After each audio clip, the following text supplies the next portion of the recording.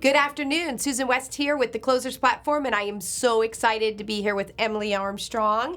Emily, I'd rather just say a friend, right? Yes. Part of the family. Yes, I'm excited to be here. But I also have to say Emily with Keller Williams, the Dan Grebe Home to Sell team. Home to Sell team. I was going to say it backwards, so I figured I'd just turn it over to you right Beautiful. away. So thank you so much for coming on the Closers Platform today. Yeah, thanks for having me. I'm really excited to be here. Good. And we have a couple conversations I want to talk with you about today. One of which is, as you know, a couple weeks ago I had the proposed property team here in the studio. Yes. So we could talk about what they're doing with their ability to take land and virtually demonstrate how that land can be a home and sell them all in one package. Did I say that well? You did. That's exactly what we're doing with it. So now we go from proposed properties to, you just said exactly what we're doing. Are you employed by proposed properties? I'm not employed, but we are partnering together on some projects. It's been a really, really exciting experience for me. Mm-hmm. I didn't even share this with you, but I'm going to anyways. Okay.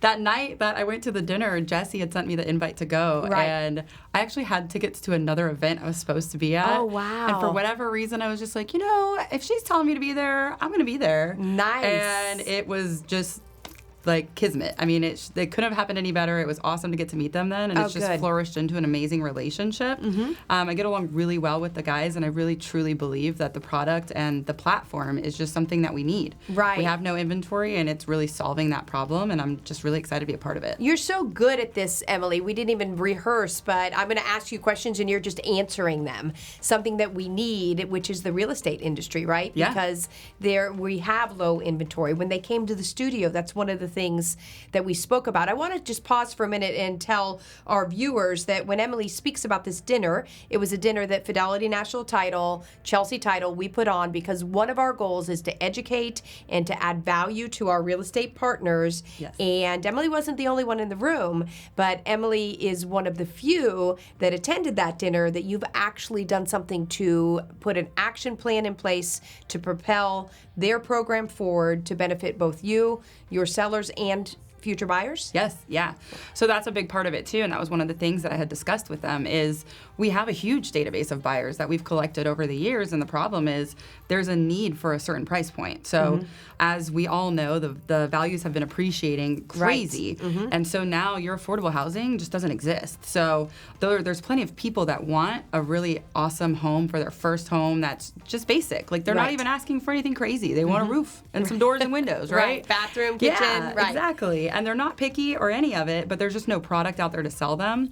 And so they've really come up with a model that allows us to hit that price point. So we actually can sell a person a house that's under $300,000. That's wow. brand new construction, which is unheard of right now. And that's a coveted price point. Yeah, yeah. And with the interest rates the way they are, where maybe in the past that price point was closer to $200,000, you can get them closer to $300,000 right. because of interest rates. Yep, yeah. So it's super awesome. And then they have such a love for the VA and veterans and military, and they're even working on some other projects where they're going to be able to incorporate in some deals for first responders or nurses nice. or healthcare. And when you say they, again, proposed property along with AFMA? Yes, with right. AFMA. Yeah, so they've partnered with AFMA. TJ's been amazing, and he's willing to do certain projects for the VA buyers, and the builders are as well. So now that, again, that's a market. I mean, you have a VA client, you're writing an offer on a house, and there's 10 other offers. The VA client really does get screwed, basically, because why wouldn't they take a conventional or a cash offer versus an FHA or a VA buyer? So this is allowing those VA buyers to get, the builders are working in deals on upgrades for them in the houses, and then AFMA is also working out deals for them on the lending side so that they can get the home of their dreams. Wow, so a niche market for our veterans, yep.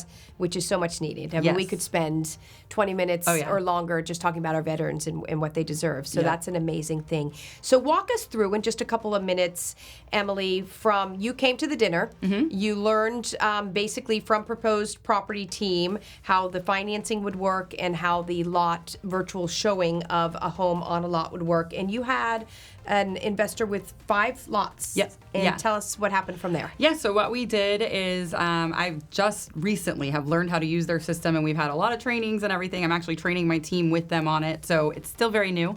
But we take those lots and you upload them into their system on the back end. And their system being Proposed Properties. Proposed Properties, yep. So they have their website, you get an agent account with them, you upload the lot into the system, and then you physically pick what house you want to put on it. So they have hundreds of floor plans in there with different builders, and then you just go in there, you select kind of the size that you want, you put your parameters in, Right. and you can select kind of what you want the price to be, and then they're going to funnel it down and give you some options that you can choose to put on the lots. Right. So what's really cool about it is I had 5 lots that are all kind of close to each other, so it allows me to really play with the price point. So I can put like a cheaper house, I can put a more expensive house, and I can utilize those to cross-market each other. So if a client calls on one, we can send them the renderings and the photos for the others so that they can choose which type of house. They don't have to get that house on that lot. It's just really a marketing tactic to get a home for a buyer. Right, absolutely. So let's say I see all 5, I'm your buyer, the price point works, but I'm not crazy about the house. Do you have to stick with the house that you chose to? Okay. No, yeah, you can put any house on it. So I can then say, oh, you don't like this? No problem. Let's go in their system. Let's find another one in that same price point, and I can give you options of which ones you want. Love it. So you've been able to take 5 lots and demonstrate not just so people can have the visual, because I'm very visual. Yeah. So I have always bought new construction, and I love looking at a model home and deciding what I'm going to do with my furniture, how I'm going to do things. So visual works for me, but this is not just visual. It's actually visual, but it's also doable. Yes. Yep. Yeah, and it's really awesome too for our clients, right? So my client comes to me and has a $20,000 lot to sell. Well, I can put it in the program, and now I might be able to get them a few thousand extra because it's all wrapped in together in a bundled price. Wow. And I'm instead not getting 3% on the land. I'm getting 3%, or not 3%, but I get like 2% on the actual full price. So And now I'm increasing my agent's commission as well. Absolutely. And then if there's another realtor involved with the buyer, that realtor comes in Yep. and is able to be paid on the whole package. Yep, exactly. And I understand that whole package commission payment is paid on the front end, not at the end of construction. Correct. Yeah. So instead of waiting 6 to 8 months for a house to be built, you're paid when the construction and perm loan closes at the beginning. So we explained this a couple of weeks ago. We're going to put some videos out with Proposed Properties and with their lender, with TJ's team.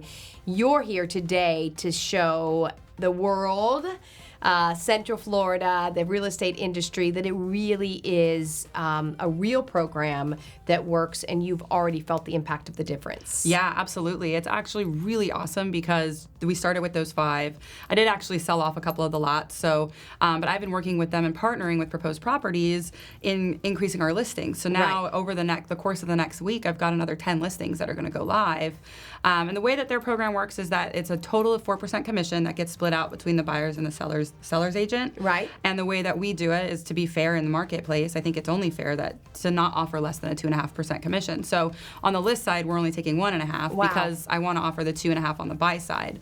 I just think that's important to keep our commission levels there. Right, and that's your and Dan's decision in your operation. Yeah, so we could totally say, forget that, we're going to split it equally, but I just would prefer to do it that way. Because Emily always wants to do what's right. I do. Because M sells Orlando? M sells Florida. And M sells Florida. Okay. That's it. M sells Florida. Yeah. Love it. And it's cool with them because they are really wanting to impact a huge area. So not just here in Orlando, but I'm working with them on deals in Charlotte County. We're talking Jacksonville. Like, there's so many opportunities. And like I told them, I mean, it's a listing. So I'll go anywhere in the state happily for a listing. So love it. It's really cool. And we're even talking about expanding into other states as well. So it's just been really awesome. I love that. I'm going to say that line again, Lauren. So that's because M sells Florida? Yes. Love it. Love it. Well, let's move on to another topic. Okay, perfect. And let's talk about you. Oh, okay. And let's talk about you and your health. Okay. And how much healthier are you today than maybe you were this time a year ago or more? A little over a year ago. Over a year ago. Talk to me. We've known each other for quite a few years, so I you've know. seen lots of changes. Yes, absolutely. I see less of you now. Yes, definitely. A whole lot less of me. So I came and started working with Dan in December of 2019, and he had done the gastric sleeve surgery a few years prior to that. So I didn't know that. Yeah. So I had seen his transformation through all of that. And so when he sat down with me when I started their goals personally and professionally were a big topic. And that was one of my goals, not the surgery, but weight loss, right? I mean, I've always struggled with my weight, even high school, junior high, you name it. I've always had an issue with weight, if you will. And so he had brought up the surgery to me, and I was like, no, I don't need surgery. I can do this without surgery. Right. And I mean, to be quite honest, COVID happened, and all of our excuse, right? I never have any time to go to the gym. I don't have time to do this. I don't have time to do this. Well, we did have time. Right. I didn't have to drive and commute, and yet I still didn't do all the things that I was supposed to do. Right. And I did start exercising, and it was like, okay, I lost like a pound, you know? And I mean, really, truly, like deep down inside, I mean, I'm 35 years old. At that time, I was 34. And I really thought about it and was like, listen, if I do this, if I start this now, not even the surgery, if I actually go on this weight loss journey and do all this, I mean, we're talking years before I drop this weight. You know, I'm single, 35. I would like to get married and have kids at some point. And so I just felt like I didn't really have the years to really work on that. I didn't want to wait that long. Right. So then I revisited the weight loss surgery.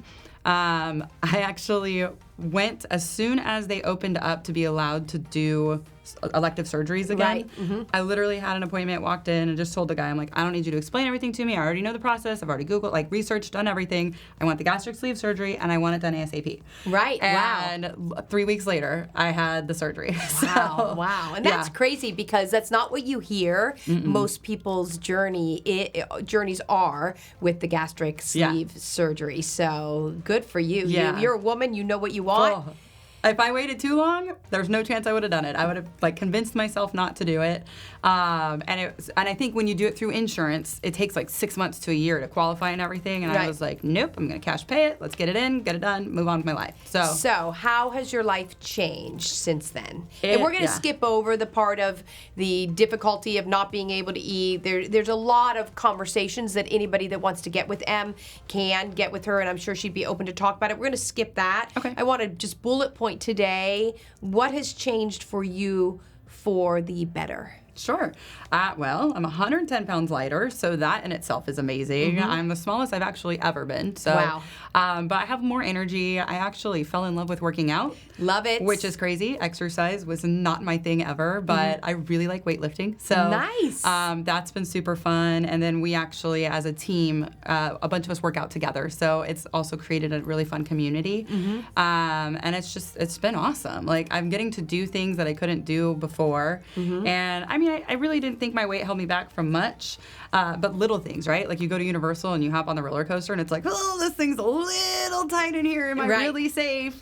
And then now I was on a plane last week and I'm sitting on the plane like, wow, like I used to have to stretch that thing out as tight as it could go. And now it's like loose and pull, you know, like it's just a completely different experience. So those physical things that are different for you now, when the seatbelt, the plane belt was tighter, or the roller coaster ride was tighter. Did that also play with your mind and how you felt about yourself, or no? Not really. And good for you. I think that I was very fortunate in a sense. I never saw myself as heavy as I was until now when I do like a side-by-side photo. I'm like, holy crap. Who's like, that girl? I never realized like that's what I looked like because that's not how I saw myself. Right, okay. So like I really saw myself like that's how I am now, you know? Right, so it's I'm thankful that I had a strong enough mindset that never held me back mentally. So I was still very confident, still doing my thing, living my best life, but now it's just better. Good. Well, I love that it's better, and I love the discipline that is apparent in your life. So that's amazing. Yeah, and working out is a lifelong necessity. So I'm glad to see that you're doing that. So we'll shift really easily then to the conversation about you are a successful professional woman. Yes. And tell me what that journey has been over the last 5 years, where you were and where you are now. Sure. Yeah, I relocated here from Las Vegas. Our market had shifted, you know, like every market did. We actually thrived in the down market, so that was great.